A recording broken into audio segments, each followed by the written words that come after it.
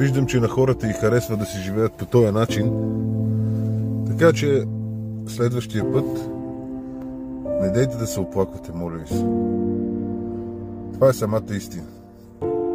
Както момчето казва в много видеоклипове, който постоянно го гледам, на Славейков едно стихотворение. Как започва, как му е заглавието. Не сме народ, не сме народ. Мърша сме. Така че нямате право после да се оплаквате. Не казвам за тези, които са солидарни с това нещо, което иска да стане. Казвам за хората, които той ги снима по магазините и ги пита. Изобщо не ги интересува, че живота е скъп в България и така нататък. Заслужаваме си съдбата, хора. Разберете го. После викат, ама мале, какво стана, ама мале, тук цените, ама. Значи никой не го интересува. Никой не го интересува. Просто сме, да не казвам,